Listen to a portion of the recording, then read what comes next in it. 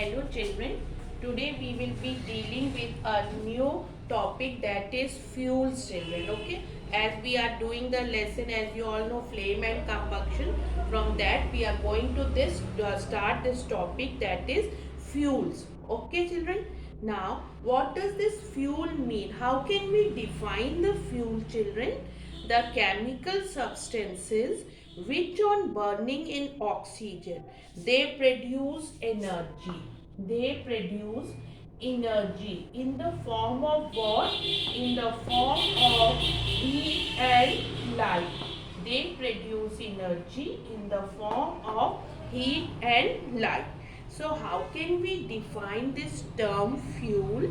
The chemical substances which on burning in oxygen, what does they produce energy in the form of heat and light children. That is known as a fuel.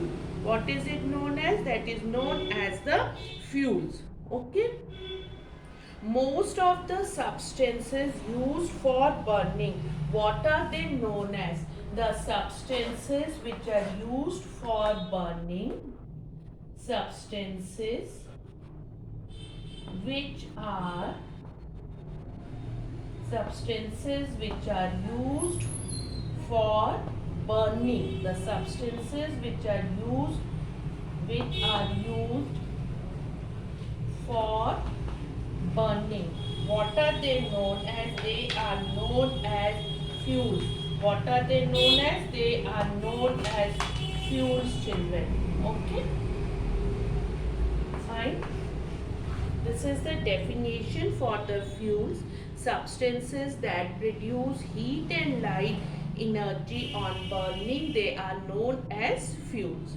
Okay, some of the common example of the fuels are, they are diesel, LPG, cow dung, coal, petrol. These all are the examples of the fuels. Now, these fuels are classified into three types, children. So, types of fuels. Now, we will discuss about the types of fuels, children. Okay.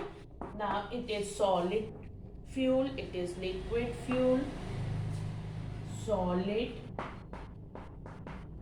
fuels, then it is a liquid fuels, then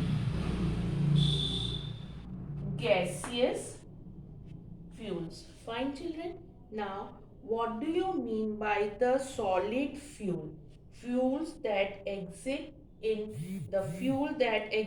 in solid state, they are known as solid fuels. Fuels which exist in liquid state, they are known as liquid fuels. Fuels which exist in gaseous state, they are known as gaseous fuels. Now these all definitions are at the room temperature, children. At room temperature. Okay. Now the examples of the solid fuel, that can be the cow dung, wood fuel, that are the example for the solid fuels. For the liquid, kerosene and petrol.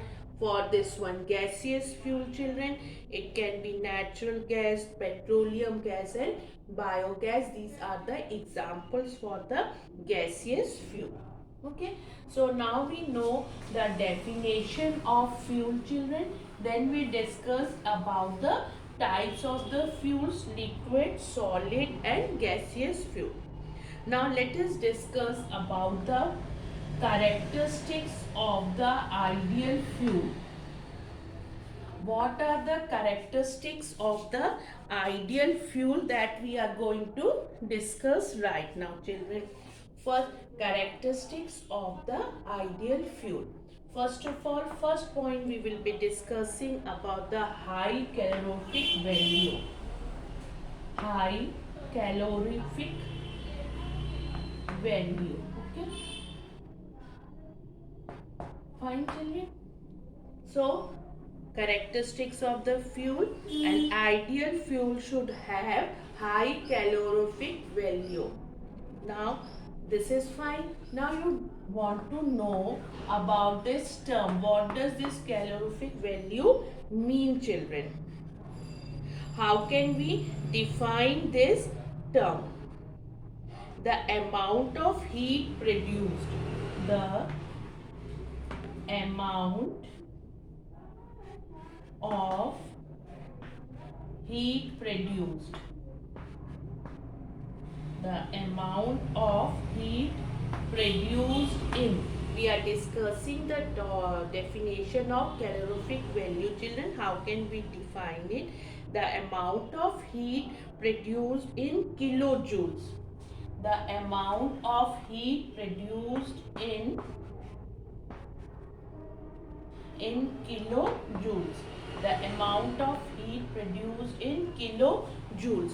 When this amount of heat is produced in kilojoules, children, when 1 gram of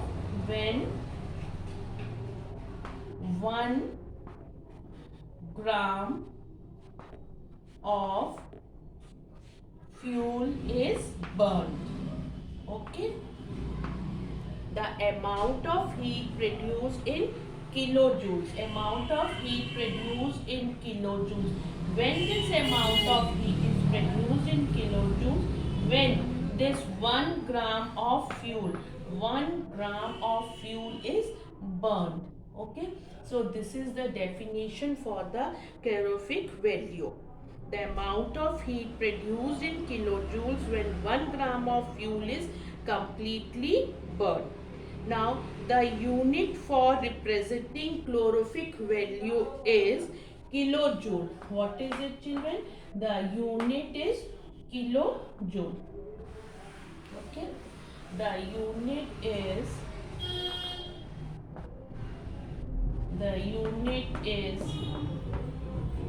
kilo. What is the unit, children? The unit is kilojoule. And this value, calorific value, how can we express the calorific value? It can be expressed kilojoule per gram. As but by the definition what I have told you, the amount of heat is produced in kilojoules when 1 gram of fuel is completely burned.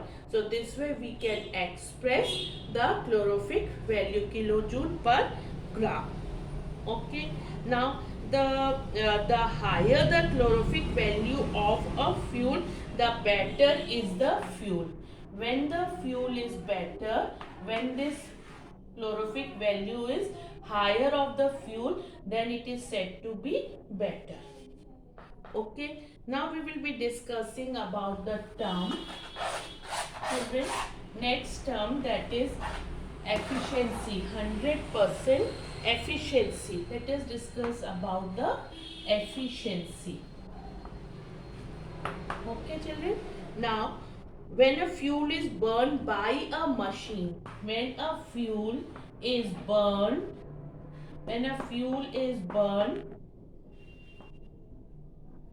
by a machine, then what happens, children? Some of the energy produced is given off as a waste heat. Some of the energy is produced as a waste heat. Okay, fine, children. Now, which cannot be used for any of the cooking purposes.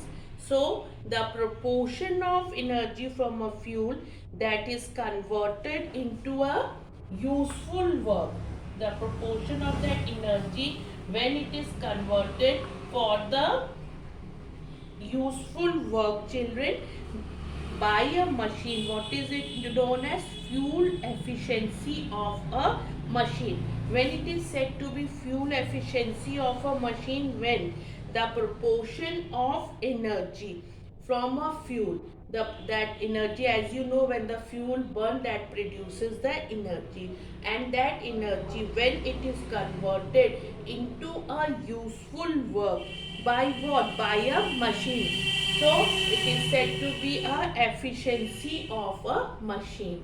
How can we explain this term efficiency of a machine, children? The proportion of energy from a fuel which is converted into useful work by a machine, that is known as a fuel efficiency of a machine. Now children, one more thing, no fuel burning device can be 100%, that not be having the 100% efficiency. Okay, now the next point of the ideal fuel is burns easily at a moderate rate.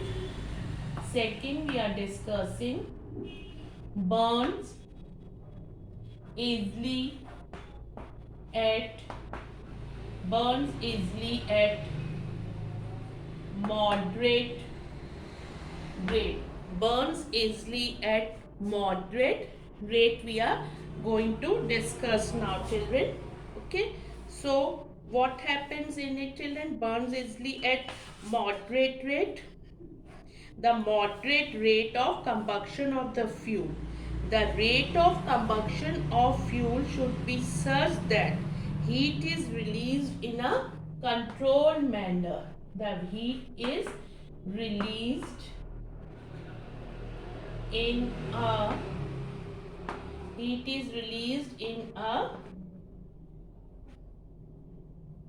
controlled heat is released in a controlled manner. That is very important, that fuel will burn easily at the moderate rate means that heat which is released in a controlled manner. Okay, the fuel should burn smoothly. This means that the fuel should burn smoothly. So the moderate rate of combustion of the fuel should be there.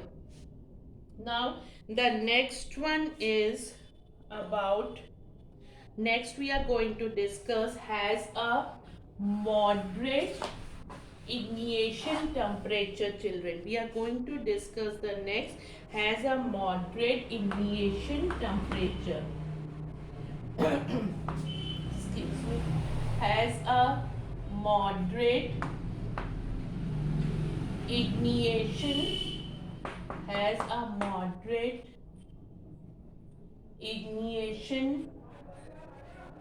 temperature.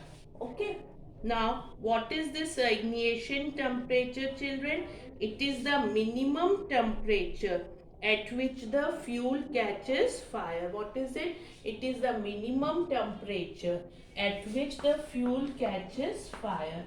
It is the minimum temperature at which the fuel catches fire. Fine, children. Now an ideal fuel should have what, children? A moderate ignition temperature should be there for a, this will be a property characteristic for an ideal fuel, children. The fuel having a very high ignition temperature will have to be heated very strongly. If it's having a high ignition temperature, then what we have to do, children, as already I have discussed in the before when we are discussing about this ignition temperature, children, that has to be heated very strongly before it catches fire. It will not be advisable to use such a fuel. So much of fuel will be used to heat up this if the ignition temperature is very high. On the other hand, children, if the ignition temperature is low, then what happens? It is a risky. If it is low, it is a risky to handle that substance if the fuel ignition temperature is very low, because it may catch fire by itself. It may catch fire by itself. So what type of ignition temperature should be there? It should have a moderate ignition temperature. As if it have a very high, children, so we have to heat it very strongly before it catches fire. Okay. So it is not advisable. Why it is not advisable? Because we have to use such a fuel for it, and if the ignition temperature is very low, then it is very risky to handle because it will catch fire by itself. So what is a good fuels characteristic is one which has a moderate ignition temperature, neither it is high nor it is very low. Okay, so what type of ignition temperature should be there? It should have a moderate ignition temperature. The fuel, ideal fuel, should have a moderate ignition temperature. Okay, now the next one we are going to discuss about the pollutants. Children, does not produce, an ideal fuel does not produce pollutants. Okay, that is also one of the main characteristics for it, that an ideal fuel does not produce pollutants. This is the fourth point, children. Does not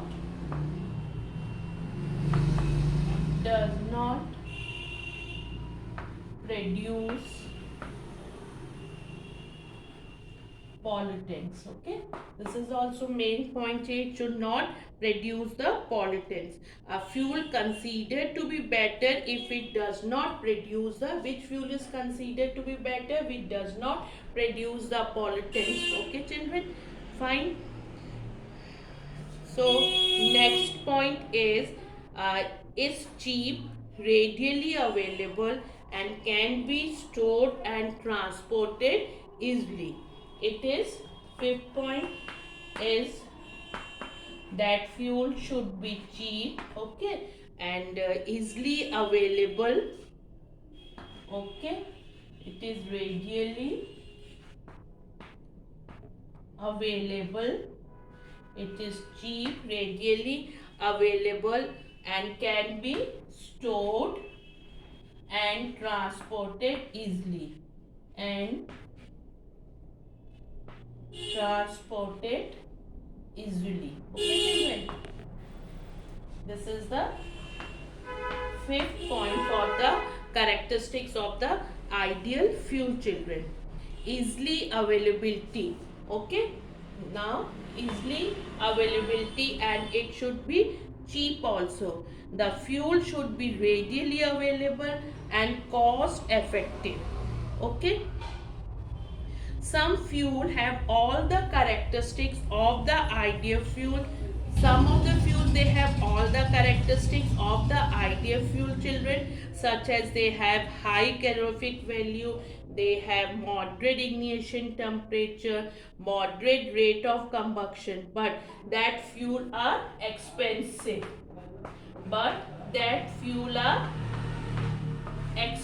So that fuel should be cheap also, children. It is also one of the characteristic for the ideal fuel. And ideal fuel should be easily available in large quantities and also should be cheap. That the ideal fuel should be cheap and in a large quantity it should be available. That is also the main characteristic for the ideal fuel. Now let us come on the topic for the storage and for transportation, children. The fuel, ideal fuel should be easy to store and transport, children. Okay, because they have to be transported either to houses for the domestic use, to the houses they have to be sent for the domestic use, or to the industries for the industrial uses. So the proper storage and transportation should be easily done. Okay, now so these all were the characteristics for the ideal fuel which we have discussed. So the choice of fuel depends mainly on its efficiency, cost, and easily availability. Now we have discussed high calorific value, burns easily at moderate rate, has a moderate ignition temperature, does not produce pollutants, it should be readily available, easily transported and stored, as well as it should be cheap. These are the characteristics for the ideal fuel, children. Fine. Now we will be discussing about the some of the fuels based on their characteristics. Some of the fuels we are going to discuss based on their characteristics. Fine. So first of all, we will be discussing about the hydrogen as a fuel. Hydrogen as fuel. Okay. So hydrogen is considered as the best fuel. Why it is considered as the best fuel? Because it has a high calorific value, children. But however, it is highly inflammable. So there is a difficulties for the transport. Okay. It has a high calorific value, but it's a highly inflammable. There is a difficulty for transport, storage and handling it. So it can be absolute wherever, whenever it is used, wherever it is very necessary to be used. As an example is for a rocket fuel. Okay. Now next we are going to discuss about the methane and LPG as fuel. Methane and LPG as fuel. Methane and LPG as fuel. Now about this, these are the ideal for use as a domestic fuel. These are the ideal one which can be used as a These are the ideal one which can be used as a domestic fuel, children. Okay. They do not cause pollution when they are burned. They have fairly high calorific value also. They can be stored easily, and then they can be easily transported by the pipelines or the cylinders. So this is about the methane and LPG as fuel. Now petrol and diesel as fuel. What is it, children? They are used in petrol and petrol and diesel as fuel. Where are they used, children? They are used in automobiles. Okay. They produces, the disadvantage is that their combustion releases the harmful gases into the atmosphere, and one more thing, they are in limited availability is there. Their ability is limited only, children. Okay. Now what is the full form for the LPG? Liquefied petroleum gas is the full form for the LPG. Okay. Then we have discussed about the hydrogen. The disadvantage of using hydrogen as a fuel is that it has low ignition temperature and it is costlier also, children. Okay.